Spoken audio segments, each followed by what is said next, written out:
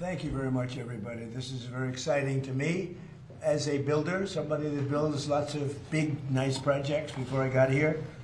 And we're doing some of the best in the world right now. This is all about the Dulles Airport remodeling. It's considered one of the worst airports anywhere in the world. We're going to make it maybe the best with some hard work and some good thought process.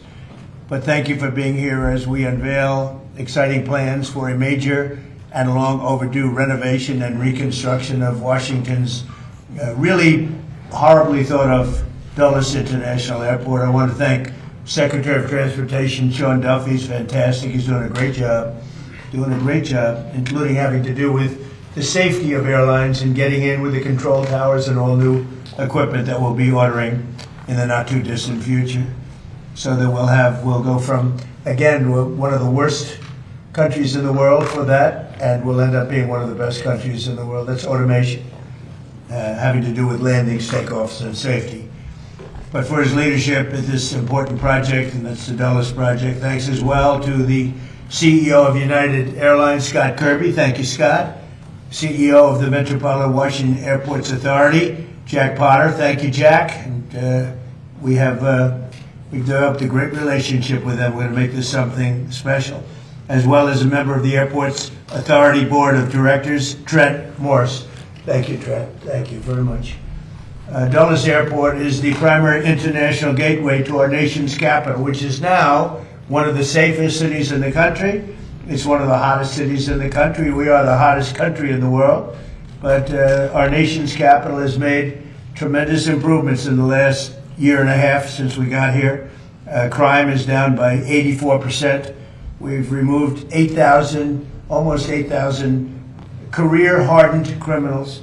And amazing statistic, 2% of the people cause 91% of the crime.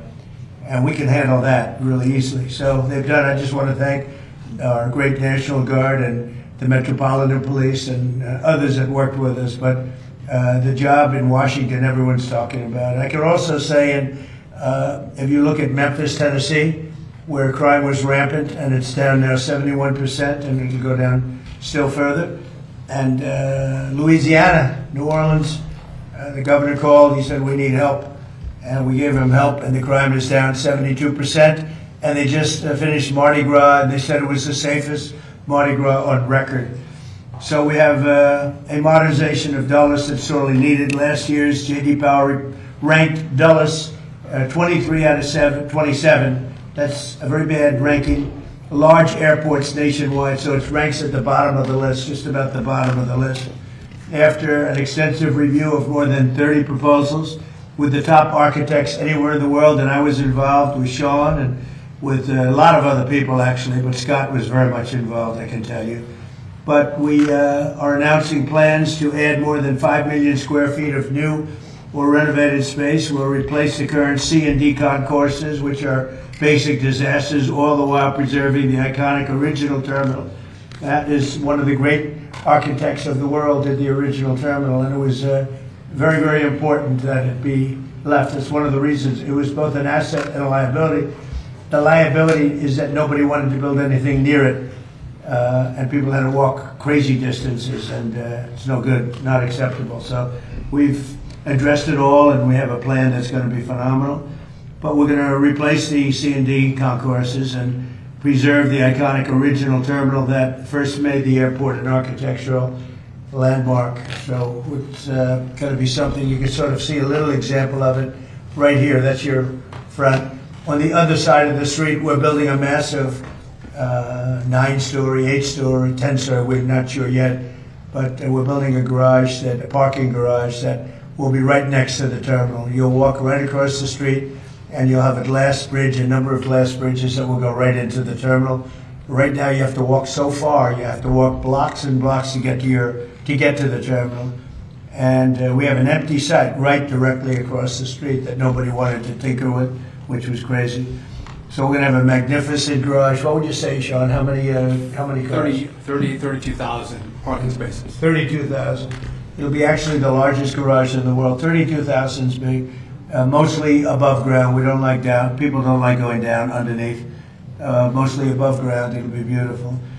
but a central walking tunnel and a new air train connections will provide travelers with easy options. Really, it's an impossible airport. You get off a bus, you go into a train, you get from a train, you get onto another bus. It's a worse airport. This plan also includes expanded options for parking, modern check-in areas, more efficient security screenings, hotels, etc., etc. We have a beautiful hotel right on the property, but further away so that we can give the good location, frankly, the best location, to parking. So people literally will be able to park their car and walk 15 yards and they'll be in the terminal. In addition, many of the new restaurants and shops will be added, including plans for one of the largest United Polaris lounges anywhere in the world, and it'll be a beautiful level of luxury. This transformation is another step in our ongoing efforts to make Washington, D.C. safe and beautiful again. The safety aspects, both in terms of the airlines and in terms of crime, are unparalleled for what we're doing. For years, the United States has watched other major cities around the globe welcome travelers with grand and modern airports, yet the last major airport built in the United States was Denver in 1995, and it hasn't gotten very great reviews. That's more than 30 years ago, so we're doing something with Dulles that's going to make it, I think, the top, maybe the top anywhere in the world. And by the way, Palm Beach is going to be one of the top too. Palm Beach is going to be incredible what the plans are. The people, Joe, and all the people working in Palm Beach that have done such an incredible job. That's going to be an unbelievable airport very shortly. So it's time to ensure that the United States has the greatest airports anywhere in the world, and we're starting right here with the capital city. And you can see just before Sean goes up, if you take a look, this is only showing the terminal in one rung, but you have numerous of them. You have here, here, here, and you have a spine coming. Here's your main entrance. You have a spine coming right through the building into these massive ports. Now, the planes won't have to be bothered because we drop down a little bit and our walkway is underneath. We have walking systems that go very quickly, or you can walk because it's very close. But this is it. So you enter here. You have a parking garage which will be built right here. This whole thing is parking garage. Probably 32,000 cars. That'll be a world record, and very convenient. And then you'll have glass tunnels that go into the airport right from here. So you'll be one story above. This road stays, beautified and stays. We keep this is your landmark. This is all new. This is your first tunnel, and then you drop down from there on. And so that when you have the planes, will be able to go right across without having to go back, make turns or anything else. It's going to be amazing. It'll be one of the largest airports anywhere in the world, and I think it'll be actually one of the most efficient and the best. So I'd like to ask Secretary Duffy to say a few words, and then Jack Potter, and I'd like to welcome a very great gentleman to our midst, Jensen Wong, who's here someplace, and he's, if we can do with an airport like he does with chips, it'll be the greatest airport anywhere in the world. He looks at this problem as being a very simple, problem to solve because his chips are a little bit more complicated. But it's important that he's able to travel nicely along with everybody else. And right now, this is not a very good airport. We're going to make it a great airport. Sean, please. Thank you, Mr. President. So, to your point, the President has worked incredibly hard to make D.C. safe and beautiful. I think this is the cherry on the top, Mr. President. This is the gateway to the world from our nation's capital. And any of you who've traveled through Dulles, it is dark, it is dated, a little dank maybe. It's not a great airport. And so we had multiple architects come in and present to the President. And we are blessed that not only does he give us time to really important matters, but he gave his building skill to take the best of all the designs and come up with this concept. So just if I could quickly point out, we keep the Saarinen building, so that's going to be the foyer, a whole new head house.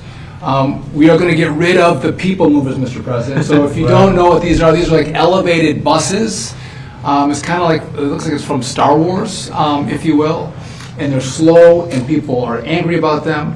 We are going to get rid of those. We are going to have a horseshoe train system throughout the airport. And as you mentioned, right down the spine of the airport is going to be a walkway. So easy access to all of your gates, fast movement. And what I like the president, he was like, listen, we have to have great parking. So when you pull up to the airport, you have easy access to the concourses, to the terminal. And so I think this is one of the best designs, Mr. President, probably because you actually did it, that you'll see in the country as a whole. We've had, this is bipartisan, Mr. President. A lot of people, whether you're Republican or Democrat, you hate the way Dulles operates. So everyone's come together and we're building for America and building for the future. And it's your vision that made this happen, so thank you for doing this. And it's going to be, I think, it's going to be the premier airport in our country when you're done with it. Well, thus far, what John said about bipartisan really is bipartisan, and I don't know if that's because it's the right thing to do, which it is, but it's also that whether you're a Republican or Democrat, you don't want to go and be subjected to this airport, because this airport is it's a terrible place to be, and it's going to be, I believe it's going to go, it'll be rated, within a few years, it'll be rated the best airport in the country. So it's going to be so efficient. Right now, it's totally inefficient. Between the trams and the Star Wars thing that they call it the Star Wars, and elevated buses, and nobody knows what's going on. It's a real mess. And as you know, United is subjected to it. It doesn't help United very much. He's been very much involved with what we've done, and other airlines too. And I have to say that we've had over 30 architects and 30 different designs, and we did a little cherry picking, and we spoke to a lot of people about it, and we've come up with a plan that's efficient and really beautiful, and I think it's going to give you one of the most beautiful, keeping the Saarinen. So Saarinen was one of the great architects of the world, and when he built this 30 years ago, I guess, or about that, this was considered one of the eighth wonder of the world. This was considered the greatest terminal anywhere in the country, and it is. It needs some work, it needs some fix up, but it'll be architecturally amazing. The rounded glass and the whole thing, massive sheets of glass. Cost was no object, unfortunately or fortunately, and we're going to be using that, and it's going to be fixed. We're using it again as the primary entrance, and almost that's about it, because essentially this is a brand new airport, and yet we're going to be able to work it well enough that it'll work at least as efficiently as it works right now. And in the end, you're going to end up with, I think, maybe the best airport, and one of the biggest airports anywhere in the world. And it's going to be a great thing for Washington, D.C. So could I ask Jack to say a few words, please? Yes. Jack? Thank you, Mr. President. Thank you for your inspiration here and challenge. You challenged all of us to step into the issues that you just described. We're very proud of the process that we've gone through. We're very happy that United Airlines, the Airports Authority, and the other airlines have agreed to step up and fund this thing. So this is not requiring federal dollars. This is going to be airport-generated dollars, airline contributions, which is phenomenal. It means that we're off to a fast start here. We're engaging with the Saarinen family to make sure that they stay intimately involved with this. All the aspects that were just described, I think, will make this a world-class airport. And you challenge us to do this. We're building off of growth, though. I have to tell you, our airport was the fastest growing airport in 24 and 25 of any large airport in the country. So we're going to continue to build on the momentum that we have, and we're excited about taking on this challenge, and it will be a challenge to construct this. And our goal is to construct it and make sure that the traveling public there'll be minimal impact to them as they transit through our airport. So again, Mr. President, thank you for your inspiration, and we look forward to you to continue to participate in this in the coming years, because we're going to bring designs to you and other things. So we very much look forward to working with you. Thank you very much. Great job, Tim. Scott, would you like to say something? Well, thank you, Mr. President. Thank you, your Secretary and Jack and everyone.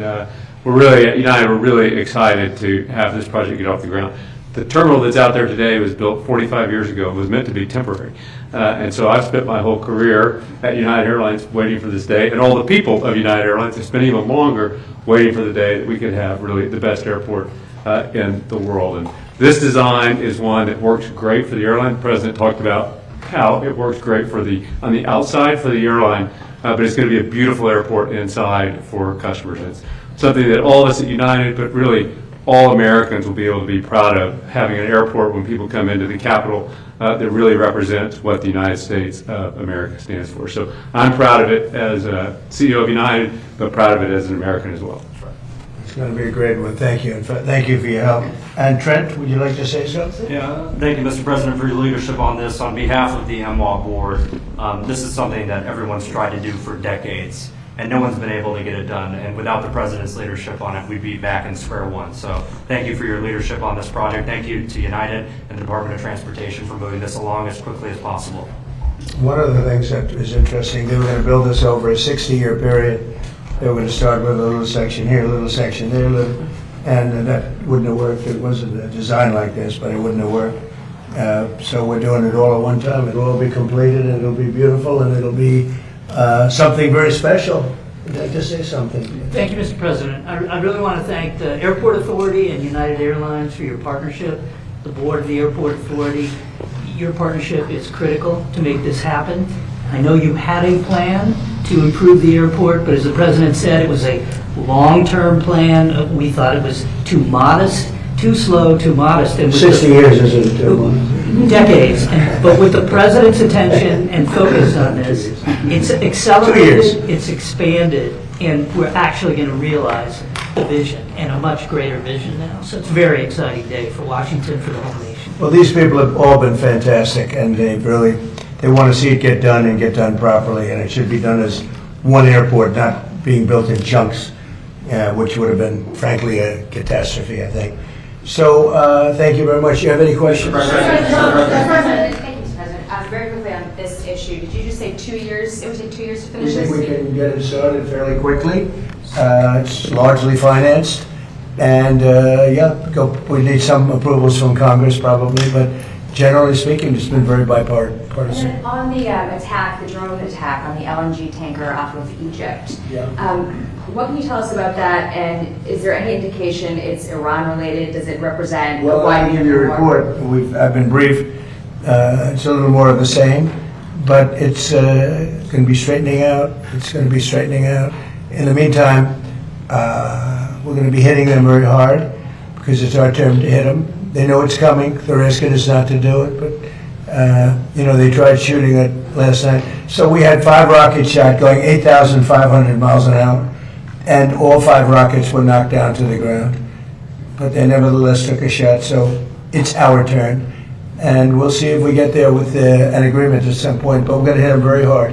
Mr. President, first on this, is this expected to affect any incoming or outgoing flights? No, we think we can do it without a lot of disruption, very little. And then It might even be better. on Leader Thune, what's your reaction to him saying that there's no evident path to success on killing the filibuster or passing the State of America Act? Well, that's too bad for him. I mean, that's too bad for him and too bad for the Republican Party. Do you believe that? He's got the votes, he should get it done. He should be able to get it done. Mr. President, Dr. Fauci invoked the Fifth Amendment more than 100 times today. Yes, Senator sir. Rand Paul said he's going to hold a vote on holding him in contempt of Congress. Do you think Dr. Fauci should face repercussions for this? Well, I watched the whole thing today, but more importantly, I was a part of the whole Fauci. I inherited Fauci. He was here from the 1980s, so I had him for a period of time. And I disagreed with him on a lot. I would have had to close down the whole country if I listened to him. I went the Federalist way, which is basically let the governors decide. And generally speaking, the Republican governors did very well. The Democrat governors did not very well. But Fauci wanted to have nobody wearing masks, if you remember, and then everybody had to wear 5 masks, as many masks as you could get. I mean, they had a lot of mistakes. And he wasn't a big factor for me. He was a very big factor for Biden. And if you remember, even though we were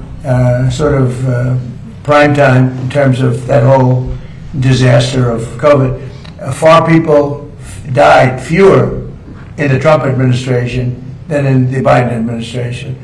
We ran it well. Operation Warp Speed was talked about as being one of the great success stories anywhere in the world, actually.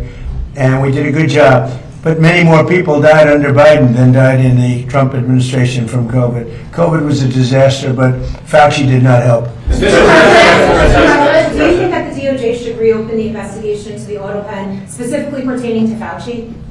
Well, the only thing you can really think about is the auto pen, because the most powerful thing a president has, they say, is the power of pardon. So he was pardoned by Biden. And I respect that. I know how powerful it is. It's a very powerful They say it's literally the most powerful thing a president has. Now, whether or not I sign my things directly, always, almost everything I sign directly. You're witness to many of them. He signed very few. The only thing I know that he signed was Hunter Biden's pardon, but I'm not sure that he signed, he probably didn't sign this one. So I can't tell you what the law is. I've heard that you have to have a lot of proof. You need to have letters. You need to have all sorts of things that the person operating the auto pen has to know exactly what it's all about. He didn't know what it was about because I saw him testify. So maybe there's something on the auto pen. Other than that, the power of pardon is very powerful. One more thing briefly on the. Thank you. Beth Turner, GB News. We've just heard you talking about another example of American excellence. That's really what this is. It's a project where you're striving to be the best in the world. As a Brit, that's really striking to me. You've had a couple of weeks to get to know our new Prime Minister. Have you spoken to him much? And do you think he is the man to lead us to excellence? Well, he did say one very good thing. He said he's going to open up North Sea oil. If he does that, you're going to be a wealthy country. If he does it reasonably. I was telling Prime Minister Starmer, open up the North Sea. Open it up. You'll be okay. Open it up. They have two problems. They have a huge immigration problem. People coming from all over the world and just camping out in your country. And we've taken a very tough stand. In fact, for 14 months, nobody has come into our country. Zero, which is almost hard to believe, but that's what the report says. Our borders become very strong, and your border's very weak. He's got that problem. And he's got energy problem. He's got windmills all over the place. And anytime you see windmills, you see a failing country. And they're made in China, not used by China, but they're made in China. And you have a thing called the North Sea, and you buy a lot of your energy, as you know, from the North Sea. You buy from Norway, and Norway gets it from the North Sea. They get their oil from the North Sea. And Norway's got trillions of dollars in the bank, trillions. It sells its oil from the North Sea. And Scotland has a better part of the North Sea. And you have 500, 600, 700 years. You have areas of the North Sea that haven't even been explored yet. You have one of the most valuable oil finds anywhere in the world. And if the United Kingdom would use it, they'd be a wealthy country again. And I tell you what, I could not get Starmer to use it. It was incredible. Every oil company that I meet, and these are all big giants, every person that I know in the oil business said, please, could you open up the North Sea? Could you get them to open it? They're dying to do it. And if you open up the North Sea to the oil companies, Scotland, Ireland, the UK as a whole, but it's right in Aberdeen, Scotland. It's right in Aberdeen. And that would be one of the most vibrant. You know, it used to be called the oil capital of Europe. Aberdeen was the capital of Europe, and now it's they don't drill oil, and nobody can understand why. You have it's among the finest oil, it's the best oil anywhere on the planet, and it's unbelievable plenty. You don't have to pay Norway triple what it costs them to take out. You have your own oil and gas. If you use the North Sea, the UK will be a really rich country. I cannot get the point across. The new gentleman, when I spoke to him, he said he's going to open up the North Sea. Let's see if that's The Fed today voted to keep interest rates unchanged. Are you surprised by that? Are you disappointed in any way with Kevin Warsh not being able to arouse Fed members? Yeah, Kevin's got a board. He's fantastic. He's a brilliant guy, smart. I know he'd love to see lower interest rates, but he's got a board, and it's a political board, and they want to keep rates up. But we fight through rates. We have the strongest investment ever made in a country, of any country. It was China about 13, 14 years ago. We have far greater, 19.2, even Jensen would say that's a lot. 19, and Jensen's spending a tremendous amount of money, by hundreds of billions of dollars. He happens to be in the room. He's spending more than United, actually. But he's spending 10 billion, but Jensen's spending hundreds of billions, right? I don't know. That's not a bad business idea. But no, we have 19.2 trillion. It's the biggest number ever spent in any country by far, and that's over a period of 1 year. As an example, as you know, the Biden administration, for 4 years, did much less than 1 trillion. We're doing 19.2 trillion in 1 year. So We have things that are happening in our country, the likes of which nobody's ever seen. Plants and factories are moving in. Toyota just announced they're building one of the largest car plants anywhere in the world, and truck plants anywhere in the world. We are building more automobile plants now than at any time in the history of our country. Automobiles in particular, this is just one of several projects that you have underway Yeah. in the DMV. Why would you say that you're so focused on transforming the Washington region right now? Well, this is an important one. This is travel. So in terms of the importance, I think the Arc is going to be incredible. I think the protected ballroom and military center that we're building at the White House is going to be unbelievable. It's very important. But, this is the airport. This is sort of the lifeblood of a city or a capital, certainly a capital. And this will go from one of the worst, just like Washington. Washington was one of the worst places in this country, and now it's one of the best. You couldn't get into a restaurant because all the restaurants were closing or closed. They were afraid to have it open. Now you can't, if you're a restaurateur, you can't even find space to have a restaurant. The restaurants are booming. So, it's a great thrill. And by the way, if you look, Washington is clean, it's safe, people walk to work. Every day a young man or a young woman comes up and says, "Thank you, sir." I know exactly what he's talking about. They were afraid to walk to work. Now they literally walk to the White House. Washington is now a beautiful and clean. We got rid of the graffiti. 78 monuments and different things have been cleaned. They were strewn with graffiti. We had 28 fountains that not one of them worked. For years, for decades, they haven't worked. They're all up in service, and nobody's seen anything like it. We have it clean. We're changing all the grass at all the parks. That's going to be changed very shortly. The parks are, because the grass is very, grass is like human beings. Grass has a life also. And we're raking, cleaning, and changing all of the parks. We don't have people, we don't have the tents anymore. We don't have all the barbed wire up. We don't have the wire up. Washington's become a beautiful city. It's become a hot city. But, even more importantly, the United States right now is the hottest country anywhere in the world. Mr. President, just a point of clarity on the airport. No federal funding will be required. What did you mean when you said Congress may need to approve? So it's going to be bonded for $22.5 billion. United is going to partake in part of the payment, but the airlines who participate in the project are going to pay for it. If I can just make one point of clarification. Yeah, please. We have some permitting we have to do, but we think in the spring, this is both Concourse A.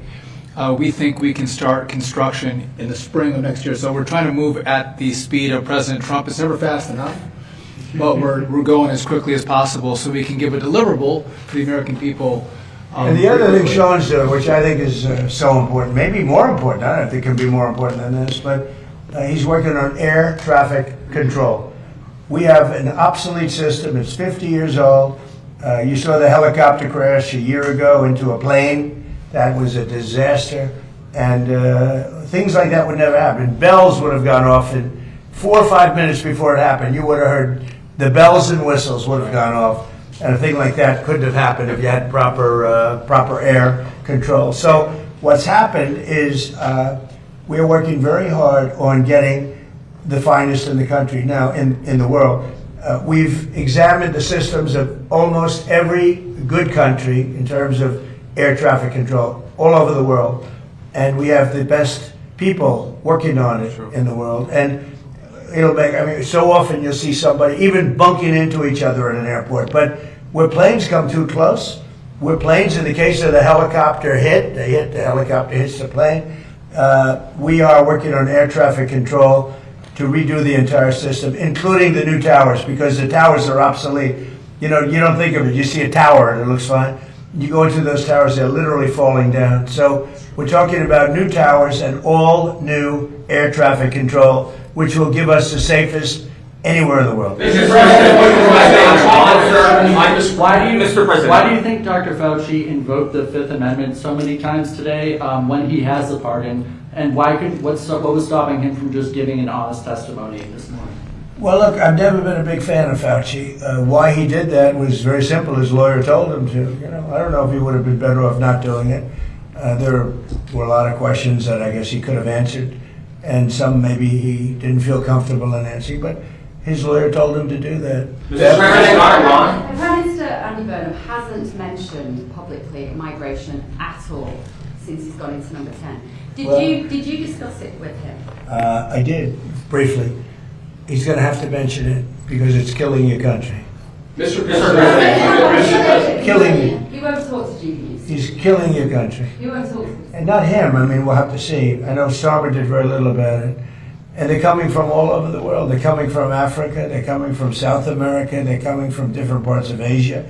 And they're invading Europe. I mean, they're invading Europe. It's an invasion.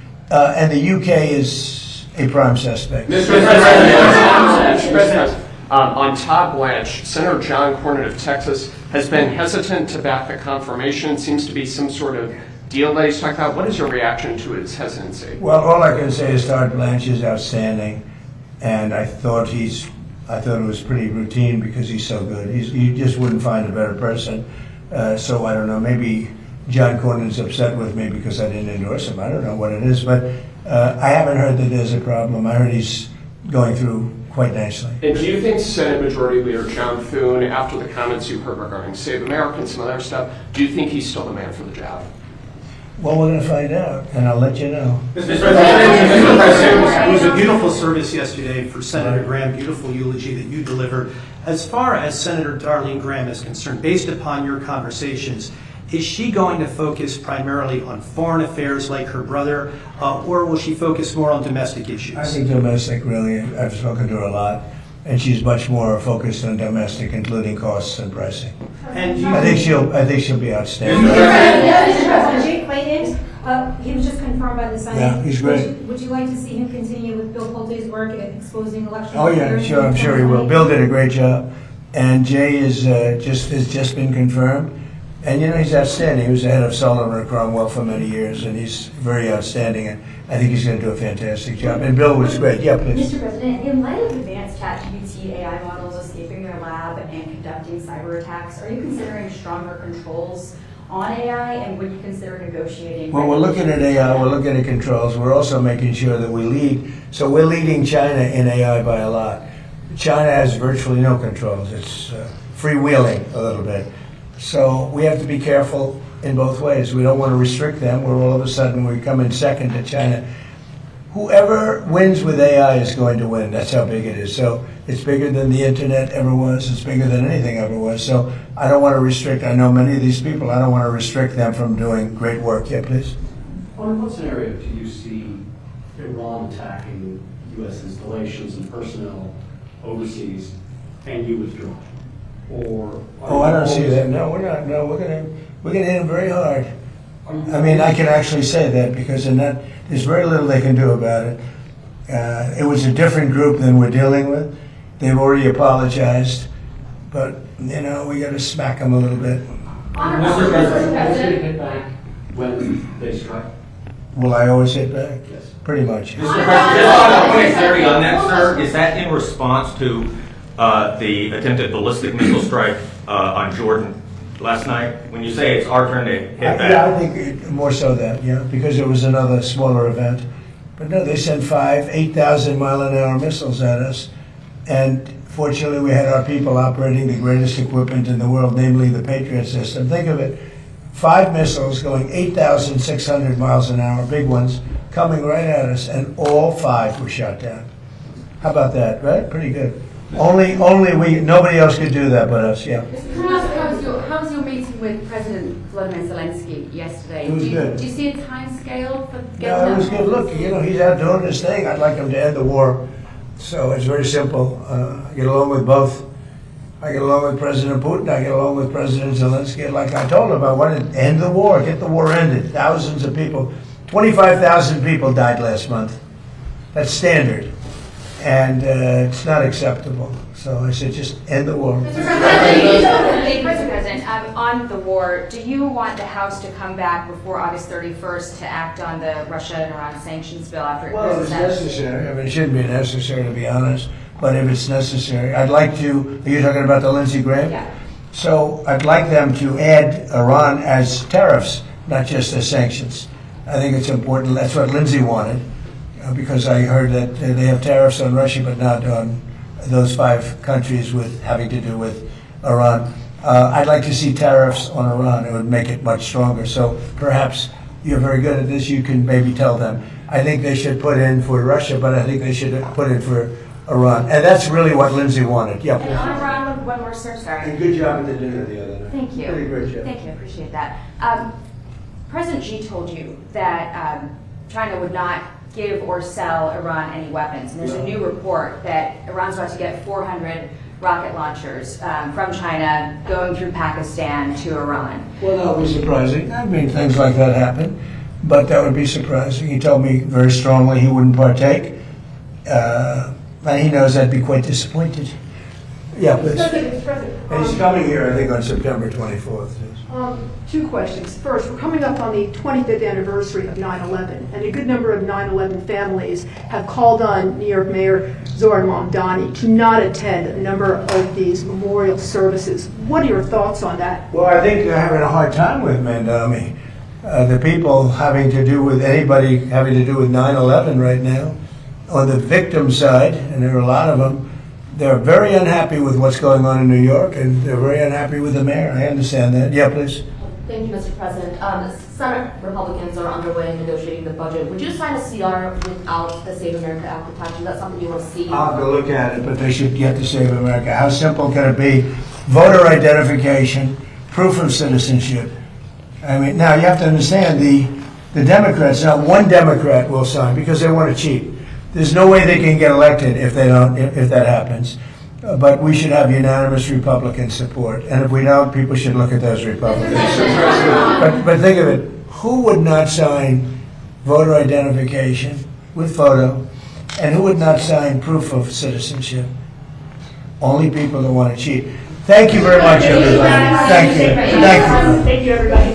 Thank you, Beth. Thank you, guys. You can have this. Thank you, guys.